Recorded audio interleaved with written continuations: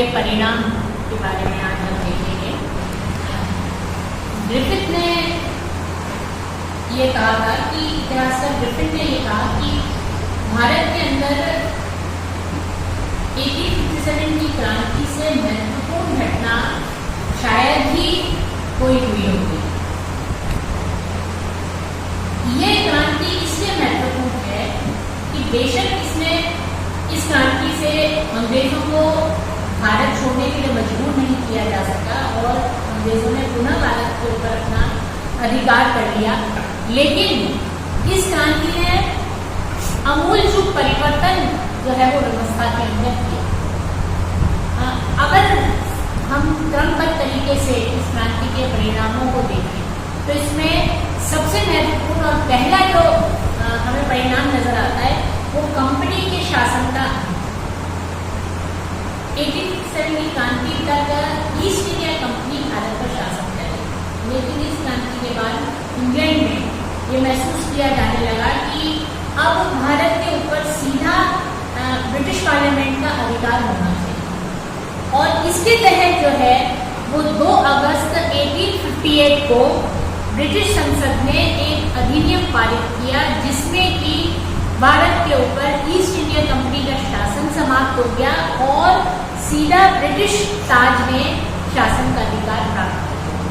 तो इसका अर्थ ये हुआ कि अब भारत जो है वो इंग्लैंड या ब्रिटिश पार्लियामेंट के अधीन आता और कंपनी जो अब तक भारत का शोषण कर रही थी उसका जो है कंपनी का अधिकार जो है वो भारत के ऊपर स्वतंत्र हो गया। व्यापार वो करती रही, लेकिन अब भारत के ऊपर ब्रिटिश पार्लियामेंट का अधिकार हो गया। एक गवर्नर जनरल की पोस्ट क्रिएट की कि वो गवर्नर जनरल था और जब देशी राज्यों के साथ जब वो कोई कार्य करेगा तो उसको वाइसरॉय का नाम दिया गया।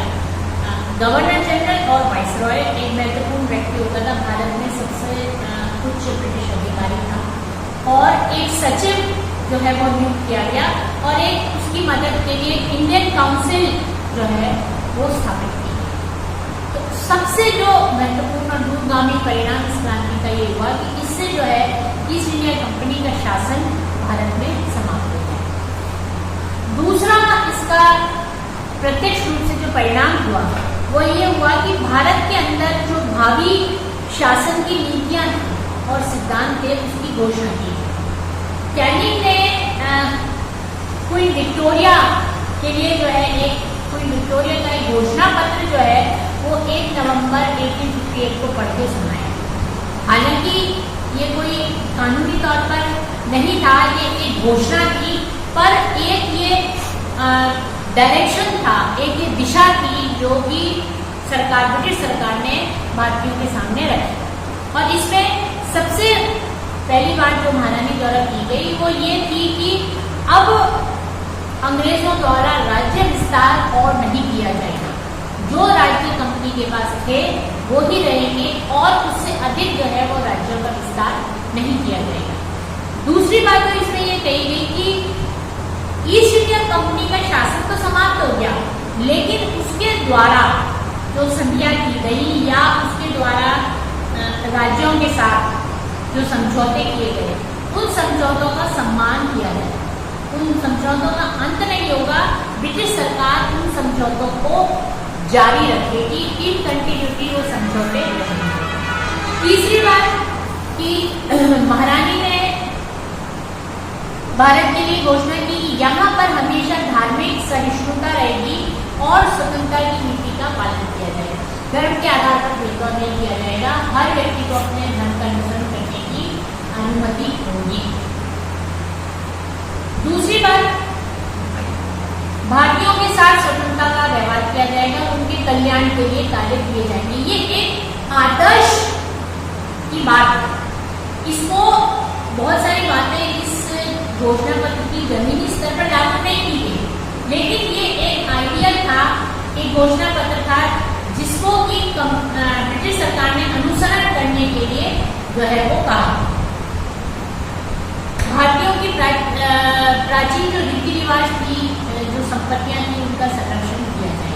मतलब भारतीयों के ऊपर जबरन किसी प्रकार का कोई परिवर्तन थोपा नहीं जाएगा। जो उनके रीति रिवाज हैं उनका जो है वो सम्मान किया जाएगा। फिर निष्पक्ष रूप से भारतीयों को कानून का संरक्षण प्राप्त होगा। यहाँ पर ये कहना उचित होगा कि इसमें जो महत्वपूर्ण बात कही गई वो ये थी कि भारतीय चाहे वो किसी भी जाति, धर्म और रंग का हो, किसी क्षेत्र का हो, कानून के लिए जो है वो व्यक्ति बराबर है। किसी भी जाति, धर्म, क्षेत्र का व्यक्ति हो, कानून के सामने सभी बराबर हैं। ये एक जो है वो महत्वपूर्ण घोषणा भी ब्रिटिश सरकार द्वारा की गई। फिर बिना किसी पक्षपात के शिक्षा और योग्यता के अनुसार सरकारी नौकरियां जो है वो भारतीयों को दी जाएंगी। यहाँ पर ये कहा गया है कि योग्यता के आधार पर जो व्यक्ति जिस स्तर का है, जो नौकरी करने के लिए सक्षम है, उस पद पर उसको जो है वो निष्पक्षता से जो है वो नौकरी दी जाएगी। और जिन विद्रोहियों ने हिंसा का सहारा नहीं लिया और किसी अंग्रेज की हत्या नहीं की, उन विद्रोहियों को क्षमा कर दिया जाएगा, उनके विरुद्ध कोई कार्रवाई नहीं की जाएगी। लेकिन जिन्होंने हिंसा का सहारा लिया उनका तो जो है वो कानूनी कार्रवाई होगी। लेकिन जिस सैनिक ने या जिस विद्रोही ने किसी अंग्रेज की हत्या नहीं की है, उसको जो है वो माफ कर दिया जाएगा। अब ये जो घोषणा पत्र है इसको भारतीय स्वतंत्रता का गहना काटा भी कहा जाता है। अब ये एक अलग बात है कि इस घोषणा की बहुत सारी बातें जो हैं वो लागू नहीं की गई, लेकिन ये एक आधारशिला जो है वो बनी है। और इस घोषणा पत्र जो है ये कोई संधि नहीं थी, इसकी कोई कानूनी बाध्यता नहीं, लेकिन ये उस आइडियल को दर्शाती थी जो कि ब्रिटिश सरकार भारत में लागू करना चाहते थे। फिर इसके बाद जो तीसरा परिणाम क्रांति का हुआ वो अंग्रेज सैनिकों का विद्रोह। इसको इतिहास में श्वेत क्रांति भी कहा जाता है या व्हाइट रेवोल्यूशन के नाम से भी जाना जाता है। इसमें यह हुआ कि महारानी की घोषणा 1858 के बाद महारानी की घोषणा जो थी उसमें ईस्ट इंडिया कंपनी के बहुत सारे सैनिकों को जो है वो सेना में ले लिया गया। इससे जो है वो सैनिकों ने, बहुत सारे ब्रिटिश सैनिकों ने जो है वो विद्रोह कर दिया और इसी कारण से गवर्नर जनरल ने बहुत सारे सैनिकों को सेना से निष्कासित कर दिया। चौथा कारण इस क्रांति चौथा परिणाम जो इस क्रांति का हुआ वो भारतीय सेना का पुनर्गठन। इस क्रांति में बहुत बड़ी संख्या में सैनिकों ने भाग लिया और अब तक भारतीय सैनिकों की संख्या ब्रिटिश सैनिकों से अधिक। अब इस क्रांति के बाद अंग्रेजों को एक बात समझ में आ गई कि उनको सेना के ऊपर आधिपत्य स्थापित करना बहुत जरूरी है। तो उन्होंने इसमें सबसे पहले तो ये की कि तोपखाना था। तोपखाना सेना का एक बहुत ही महत्वपूर्ण जो है वो अंग है। तो तोपखानों पर उन्होंने निश्चय किया कि तोपखानों का आधिपत्य भारतीय सैनिकों के पास नहीं रहेगा। तो तोपखाने में जो है उन्होंने पूर्णतः यूरोपियन सैनिकों को जो है यूरोपियन सैनिकों के हाथ में तोपखाना दिया गया और बड़ी संख्या में ब्रिटिश सैनिकों को जो है उनका रिक्रूटमेंट किया गया ताकि जो है वो विद्रोह के समय सैनिकों को काम में लिया जाए। और भारतीय पैसे से इंग्लैंड में एक सेना रखी गई ताकि जब जरूरत पड़े, ऐसी स्थिति हो कि विद्रोह या असंतोष की स्थिति हो, तो उस सेना को इंग्लैंड से बुलाया जा सके और भारत में उसका प्रयोग किया जा सके। पांचवा जो परिणाम था वो सांप्रदायिकता और जातीय भेदभाव को बढ़ावा दिया। इस क्रांति से ये कहा जाता था कि एक ऐसी खून की नदी बनी जिसमें कि दो समुदायों का आपस में बंटवारा। इस क्रांति में मुसलमानों ने बढ़ चढ़कर भाग लिया, हिंदू ने भी किया था, लेकिन अंग्रेजों को ये लगा कि इसमें जो है मुसलमानों का ज़्यादा हाथ था, तो उन्होंने जो है वो सीधे तौर पर हिंदुओं को समर्थन देकर और मुसलमानों से अलग करने की कोशिश की। और यहीं से जो है हम देखते हैं कि आगे चलकर जो सांप्रदायिक वैमनस्य उत्पन्न हुआ, उसका बीजारोपण यहीं से कि ब्रिटिशर ने सीधे तौर पर हिंदू और मुस्लिम को दो अलग अलग कैटेगरी बना और एक दूसरे के विरुद्ध जो है वो उनको भड़काते थे और एक को जो है वो समर्थन देकर और दूसरे को उससे अलग बनाते थे। तो इस तरह से जो है वो हिंदू और मुस्लिम का जो विभाजन है वो यहीं से जो है वो उसकी प्रारंभिक अवस्था इसमें देखी जा सकती है। फिर छठा जो परिणाम है उसमें जो प्रशासनिक पद थे उसमें निम्न स्तर पर सिर्फ भारतीयों को रखा जाता था। जो उच्च पद थे वो सारे अंग्रेजों के लिए रिजर्व थे, उनमें भारतीय नहीं आ सकते थे। भारतीयों को जो है वो निम्न क्लरिकल या सहायक पद पर रखा जाता था। अब कोई भी जो इंडियन सैनिक होता था उसको रॉयल कमीशन के सामने जाने के लायक नहीं समझा जाता था, वो सिर्फ सैनिक ही रहते थे, उससे कुछ अधिकारी नहीं बनते। तो इस तरह से एक भारत के अंदर एक क्लर्क बनने का एक बहुत बड़ा वर्ग क्लरिकल काडर का तैयार हो गया, जो कि जनता और ब्रिटिश सरकार के बीच में एक कड़ी के रूप में काम करने लगा। फिर सातवां जो इसका परिणाम आर्थिक था, इसमें यह है कि अब इंग्लैंड की पूंजी जो है वो भारत के अंदर लगाई जाने लगी।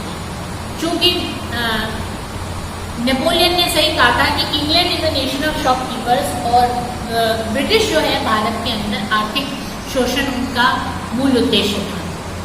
तो उन्होंने जो है वहाँ की पूंजी भारत में लगानी शुरू की। भारत से कच्चा माल वो ले जाते थे और धीरे धीरे कर जो महत्वपूर्ण वस्तुएं थी, जैसे कि चाय है, कपास है, जूट है, कॉफी है, तंबाकू है, इसका जो है वो व्यापार को अत्यधिक जो है वो इसमें बढ़ावा दिया गया और भारतीय उद्योगों का संरक्षण जो है वो पूर्ण तरीके से जो है वो बंद कर दिया गया। और इसमें जो है ब्रिटिश सरकार द्वारा रेलवे है, यातायात है, इनको तेजी से बढ़ावा देना शुरू किया, जिससे कि एक तो व्यापार के लिए यातायात के साधन और दूसरा अगर विद्रोह की स्थिति होती है तो आसानी से जो है वो सैनिक सहायता भेजी जा सकती है। तो जो विकास किया गया वो अंग्रेजों ने जो है वो अपनी ज़रूरत के अनुरूप जो है विकास किया। और इसमें अगर हम ये देखें तो भारतीयों को इस क्रांति में क्या लाभ हुआ, स्पष्ट रूप से जो है वो उसमें लाभ प्रत्यक्ष रूप से कुछ नहीं हुआ, लेकिन इसमें यह जरूर हुआ कि सरकार ने कुछ रोजगार के उपलब्ध जो है वो साधन उपलब्ध कराने की कोशिश की, लेकिन धीरे धीरे करके शिक्षा का भारत के अंदर विकास होने लगा और इससे जो है वो राष्ट्रता की भावना जो है वो विकसित होने लगी। एक तरह से हम ये कह सकते हैं कि 1857 की क्रांति एक टर्निंग पॉइंट थी, वो परिवर्तन बिंदु था जहां पर मध्यकालीन युग समाप्त हुआ, मिडिवल एज जो है वो समाप्त हुई और आधुनिक युग का प्रारंभ हुआ। अब तक जो है जो ये क्रांति हुई इसमें लोगों ने मुगल सरकार की स्थापना करने की सोची, लेकिन वो उसमें असफल हुए। तो ये क्रांति ने जो है वो उस मध्य युग का अंत किया। अब जो है 1857 के बाद जो है वो भारत में आधुनिक युग प्रारंभ हुआ, जिसमें कि भारतीयों ने आगे देखना शुरू किया, एक नई व्यवस्था, एक नई सोच जो है वो विकसित की, जो आगे जाकर इन्हीं सब चीज़ों ने भारत को जो है वो 1940